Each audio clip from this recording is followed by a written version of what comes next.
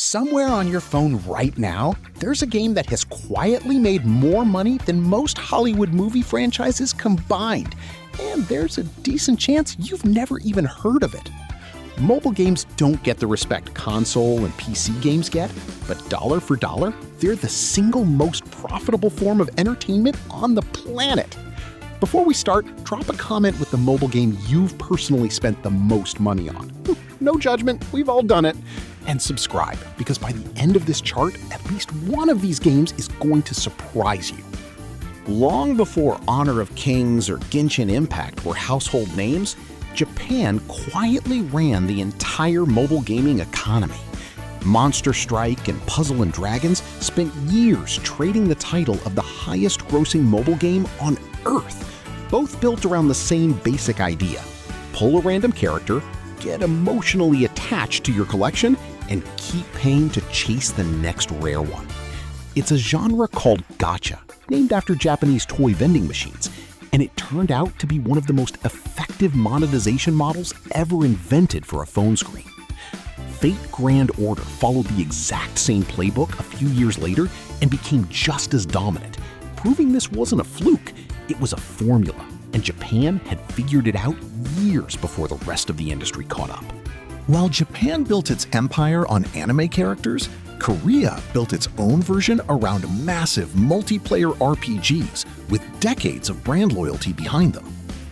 Lineage M launched in 2017 and became one of the fastest games in mobile history to cross $1 billion, tapping into a franchise Korean players had already been obsessed with on PC for nearly 2 decades. Its sequel, Lineage 2M, did almost the exact same thing 2 years later. These games rarely make headlines outside Korea, but within that single market, they've generated some of the most concentrated revenue of anything on this entire chart. A reminder that a genuinely loyal, high-spending audience in one country can outperform games with global name recognition. Then, everything shifts east again, but this time to China. And the game that takes over almost never lets go. Honor of Kings launched as a 5 vs 5 battle arena built for touchscreens, and it didn't just become popular, it became a genuine cultural phenomenon. At various points, reportedly played by a meaningful chunk of China's entire population. It's held the title of the world's highest-grossing mobile game more years than any other title on this chart, by a wide margin.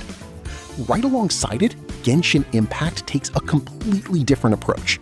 A gorgeous, sprawling open-world adventure that looks like a console game but runs entirely on a phone. And it becomes an instant global phenomenon the moment it launches, proving Chinese developers weren't just competing anymore, they were setting the standard everyone else had to catch up to. Around the same period, an entirely different genre explodes onto mobile: the Battle Royale. PUBG Mobile takes the formula that redefined PC and console gaming and successfully squeezes it onto a touchscreen, becoming one of the biggest games on the planet almost overnight. Free Fire does something smarter for a specific audience. It strips the format down, shortens the matches, and optimizes for lower-end phones, which turns it into an absolute giant across huge parts of South America, India, and Southeast Asia, regions the bigger, flashier competitors were largely ignoring. While all of that plays out, a quieter empire just keeps running in the background, year after year, almost never making headlines. Candy Crush Saga has been a top earner since before this chart even begins, and it simply never really goes away. Coin Master built an entirely different kind of addictive loop around slot machine spins and village raiding. Gardenscapes and Homescapes turned home renovation into a surprisingly massive business. These games rarely trend on social media the way flashier titles do, but they've quietly out-earned entire genres by just being reliably, endlessly replayable, year after year after year. Somewhere in the middle of this chart, a genre most casual players barely notice has been building an enormous, loyal audience: base-building strategy and survival games. Rise of Kingdoms, State of Survival, Whiteout Survival, and Last War Survival all follow a similar structure.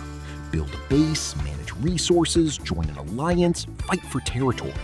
And they've become some of the most consistently profitable games on mobile precisely because they're built to be played for months or years, not days. If you've ever seen ads for these games featuring dramatic cinematic trailers that look nothing like the actual gameplay, that's not an accident.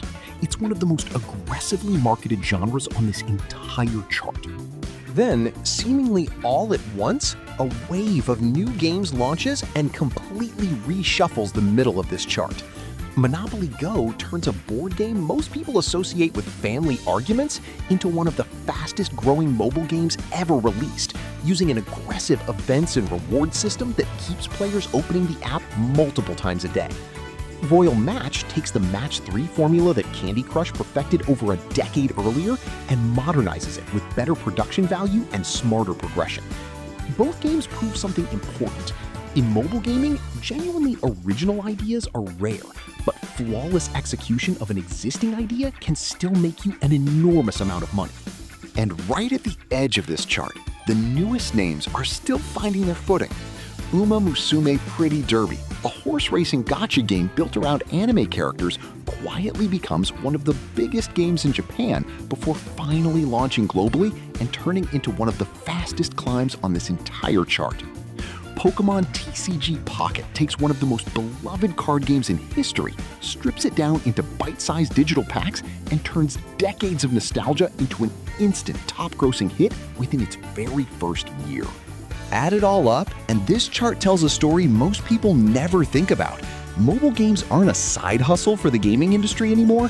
They're arguably the main event, generating more money globally than movies and music combined, one small purchase at a time, from players who mostly never think of themselves as gamers at all. So, be honest, how many of these have you actually played? And which one do you think takes the crown next? Tell me in the comments and subscribe if you want to see this chart updated again in a year.